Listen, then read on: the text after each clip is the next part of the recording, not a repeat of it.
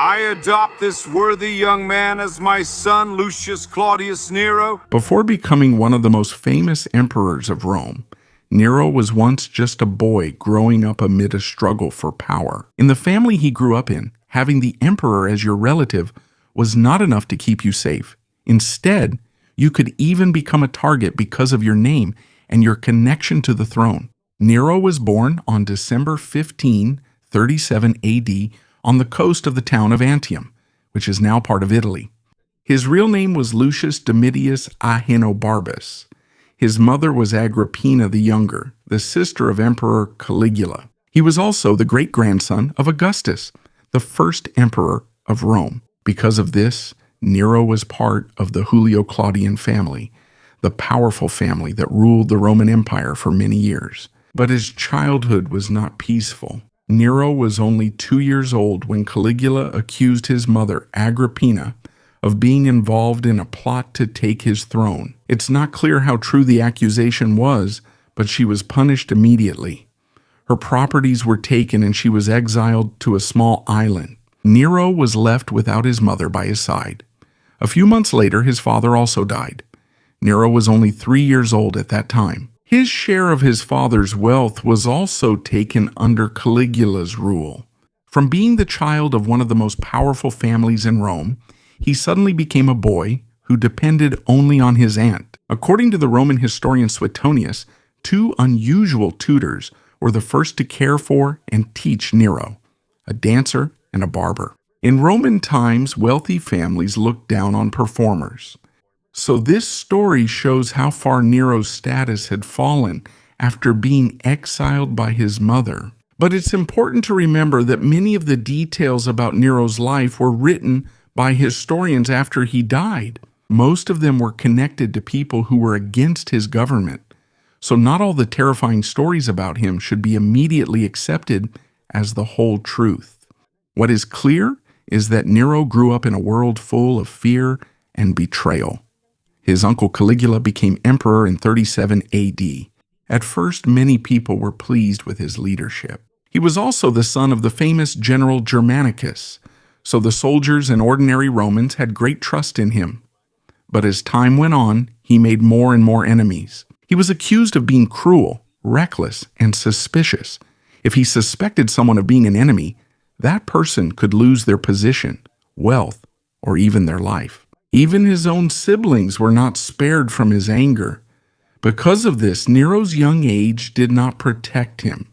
As a close relative of the emperor and a descendant of Augustus, he could also be seen as a possible threat to the throne. Everything only changed on January 24, 41 AD. While Caligula was walking along a passage near the Palatine Hill, he was suddenly attacked by members of the Praetorian Guard, the special military unit that was supposed to protect the emperor. He was stabbed repeatedly until he died. His wife and young child were also killed so that there would be no direct heir who could seek revenge or claim power. Nero was only 4 years old at the time. With the death of Caligula and the end of Agrippina's exile, she was able to return to Rome and be reunited with her son. A large part of the wealth that Nero lost was also returned to him.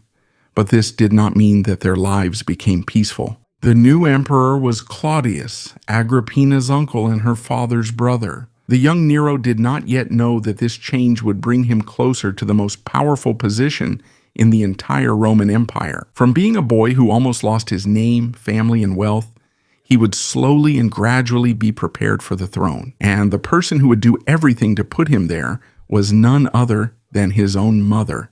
Now, after the death of Caligula, the Praetorian Guard declared Claudius as the new emperor. He was Agrippina's uncle and Nero's great-uncle by marriage.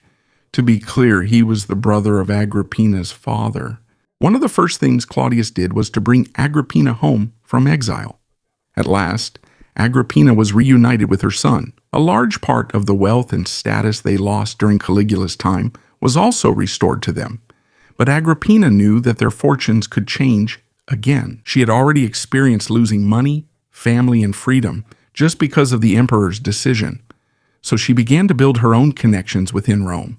She married the wealthy Roman official Gaius Sallustius Pacinus Crispus.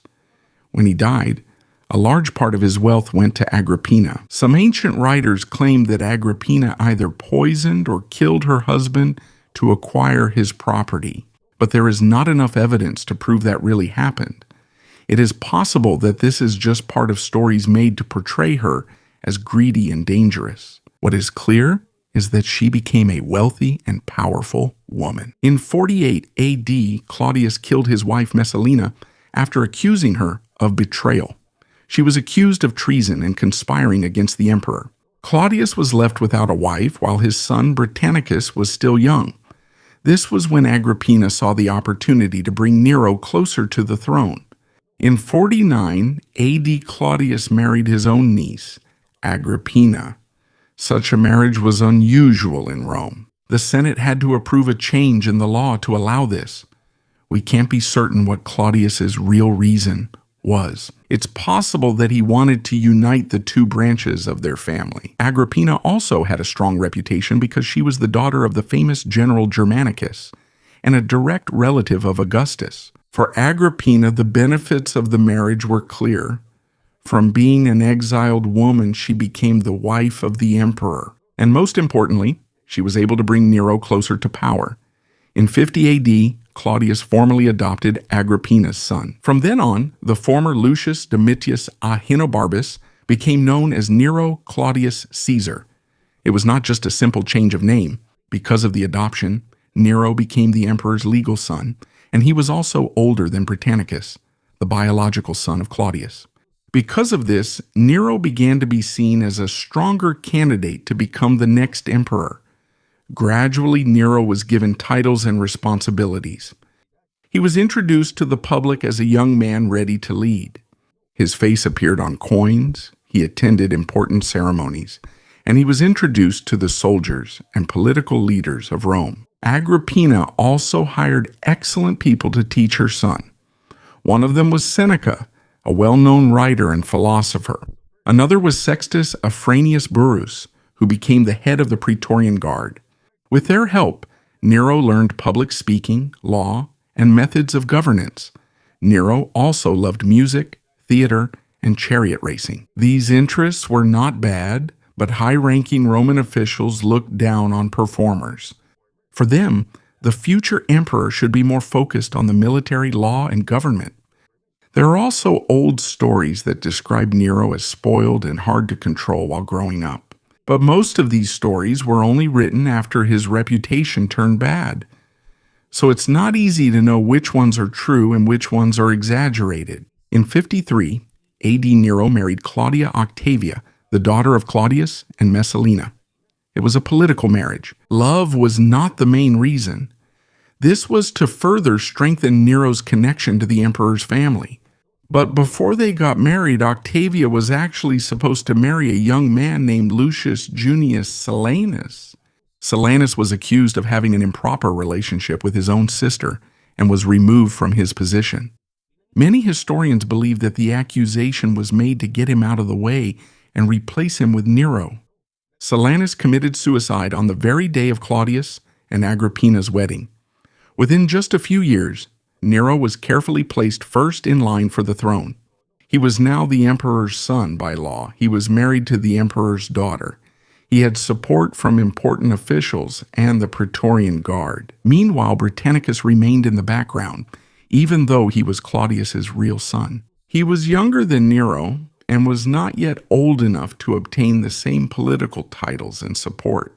But as Britannicus approached the right age to have a bigger role in the government, the plan for the next emperor could change. And on October 13, 1354, AD, Claudius suddenly died. According to ancient historians Tacitus, Suetonius, and Cassius Dio, it's possible that he was poisoned using mushrooms, and Agrippina or Meno planned it. But these stories were written many years after the event, and their details differ. Because of this, we can't say for sure that Claudius was really killed. It's also possible that he died from illness or natural causes. Whatever the real reason, everything was ready for Nero. While the whole of Rome still didn't know that the emperor was dead, Agrippina first made sure that the palace was under control. After Nero was presented to the Praetorian Guard, The soldiers accepted him as the new leader. At the age of 16, the boy who once lost his mother, wealth, and protection became the emperor of the most powerful kingdom of their time. But behind the new emperor still stood the person who planned almost every step of his rise, Agrippina. And at the start of Nero's reign, it was clear that it wasn't just the son who wanted to hold power. However, Britannicus was the true biological son of Claudius. But he was only 13 years old and was not yet considered of age to rule. Nero, on the other hand, was 16 and had long been presented to the public as the next emperor. At the age of 16, Nero became the sole emperor of Rome. He was the youngest to rule the Roman Empire up to that time. But in the first months of his reign, he was not yet completely free. Agrippina's influence was still strong, and this could be seen in the coins from the beginning of Nero's reign, where the faces of mother and son appeared side by side. This was a clear message that Nero was not the only one with power in the palace. Seneca and Burrus were also part of the government. They were the ones who helped the young emperor with his first decisions. At the beginning, Nero's leadership was cautious. He promised to respect the Senate and not interfere with cases or government decisions. His advisors also tried to fight corruption and stop some abusive tax collectors. Because of this, many Romans had a good first impression of the new emperor. But the claim that he completely banned the death penalty, gladiator fights, or all violent shows is not true. These activities still continued during his time. What is clearer is that his advisors tried to present him as more gentle and calm compared to previous emperors. While the government looked good on the outside, there was intense power struggle inside the palace. Agrippina wanted her son to continue obeying her, but as Nero grew older, he increasingly felt that he didn't need to remain under his mother's control. Their arguments became more frequent. Agrippina did not like Nero's relationship with a former slave named Acte. For her, this could ruin the carefully laid plans she had for their family. But instead of obeying his mother, Nero only grew more distant. Some of Agrippina's staff were removed from the palace. She also lost her personal guards, and her role in the government gradually diminished. Because of this, it is said that Agrippina once again drew closer to Britannicus. She may have used Claudius's young son as a warning to Nero. If she was not obeyed, she could support someone else with a claim to the throne. That would be dangerous for Nero. Even though Britannicus was not yet of age, he was the true son of the former emperor. He could be used by Nero's enemies as a new leader. In February 55, AD, Britannicus suddenly died while eating with the emperor's family. It was just one day before his 14th birthday. According to ancient reports, he was poisoned on Nero's orders. It is said that his drink was first heated and then cold water with poison was added. But like many stories about the palace, we have no way to confirm exactly what happened. Nero reportedly said that Britannicus had simply suffered a recurrence of his old illness. It's possible that the boy was indeed sick, but because he died at a time when he could have become a political threat, many historians believe that Nero most likely had him killed. With the death of Britannicus, Claudius no longer had any surviving sons who could challenge the emperor. But Nero's problems with Agrippina still didn't go away. He sent his mother away from the imperial palace and placed her in her own house outside the center of Rome. She wasn't imprisoned, but it was clear that she no longer had her former power. Nevertheless, Agrippina remained well known and connected. She was the daughter of Germanicus, the sister of Caligula, the wife of Claudius, and the mother of the current emperor. As long as she was alive, Nero's enemies could use her. By 59 AD, Nero decided to get rid of her for good. According to ancient historians, he invited his mother to a banquet near the Bay of Naples. When Agrippina was on her way home, she was put on a boat that was said to be designed to break apart while at sea. A part of the boat reportedly gave way, but Agrippina survived and made it to shore. There are differences in ancient accounts about the design of the boat and how Agrippina escaped. But it is generally accepted that the first plan failed, and then Nero sent his men to kill her. In March 59 AD, Agrippina was murdered in her home. It is said in a dramatic story that she pointed to her stomach and ordered them to strike or stab her there, because that was where she gave birth to Nero. But we don't know if she really said that. It's possible that the line was just added to make the story more intense. After the killing, the government claimed that Agrippina had allegedly plotted against the life of the emperor. Her death was presented as Nero protecting himself. But for many Romans, the simpler truth was clear. The emperor had his own mother killed. Nero's government did not collapse immediately. The Senate and the military even sent messages of support to him. This shows that in Roman politics, sometimes safety and getting along with the emperor were more important than seeking the truth. At the same time, Nero became even more free. Agrippina was no longer there to stop him. Seneca and Burrus were still by his side, but their ability to control the emperor was also gradually weakening. Nero spent more time on the things he liked. He loved to sing, play the lyre, write poetry, act, and take part in chariot racing. In our time, it's normal for a leader to have interests in music and sports, but the Roman elite saw things very differently. For them, the emperor should show dignity, discipline, and strength. Actors, singers, and chariot drivers had low status in their society. So when Nero started performing in public, many senators saw it as a disgrace to the office of the emperor. That doesn't mean everyone disliked him. Some ordinary citizens liked him more because he provided public shows, games, and assistance during times of need. He also had strong support in some parts of the Eastern Roman Empire, where Greek music, theater, and athletic competitions were more accepted. This helps explain why Nero is remembered so differently. For many wealthy senators, he was an emperor who had no respect for tradition. For some ordinary Romans, he was a young ruler who was closer to entertainment and the life of the common people.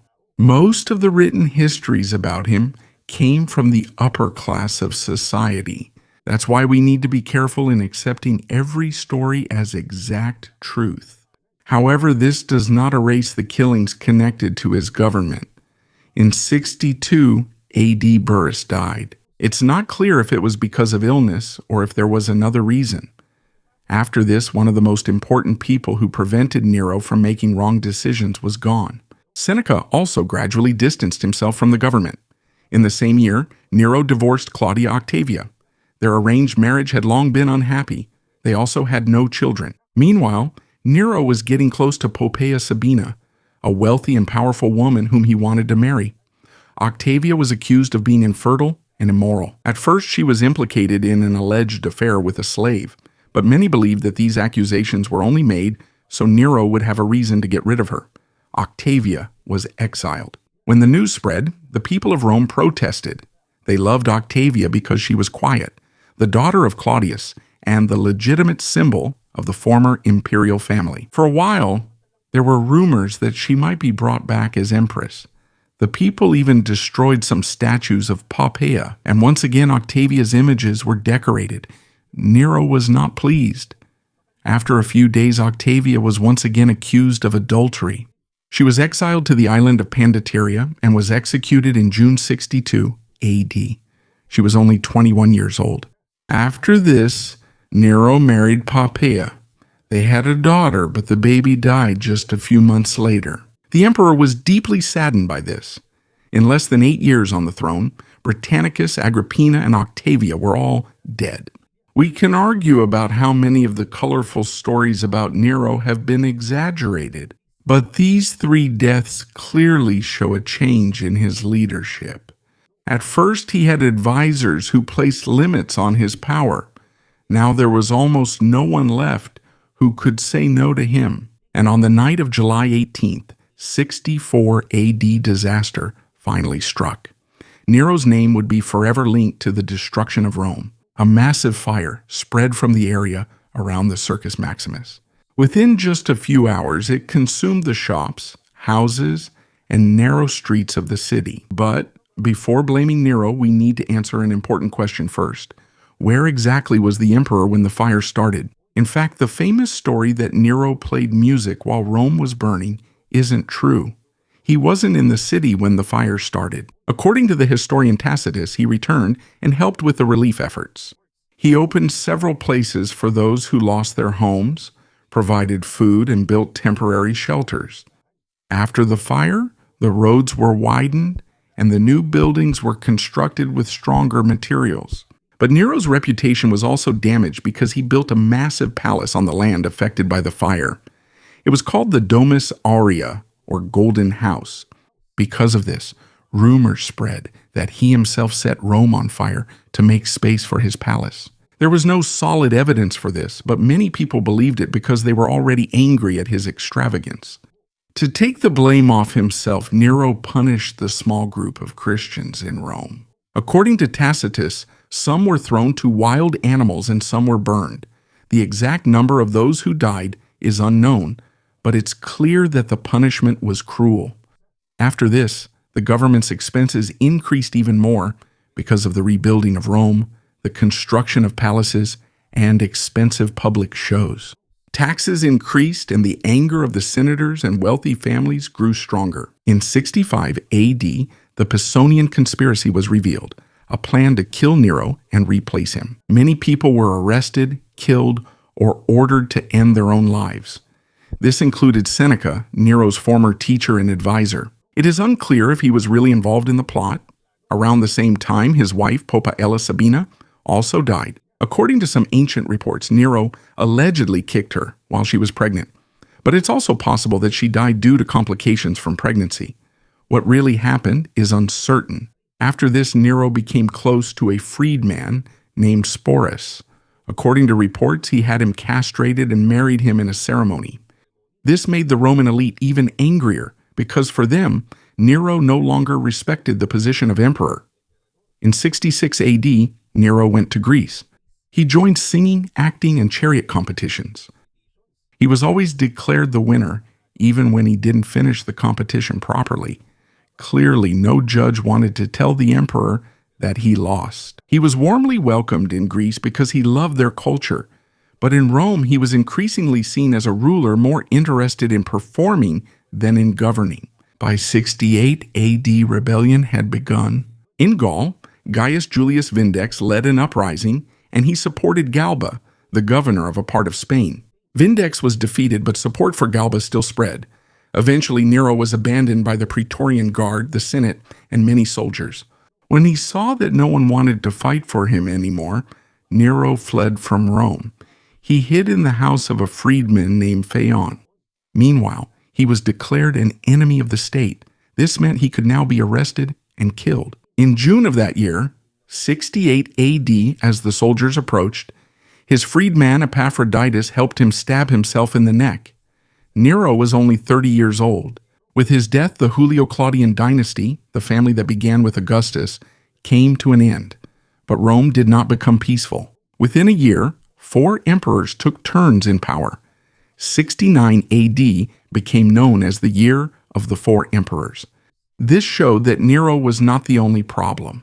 Rome also had no clear way of choosing a new ruler.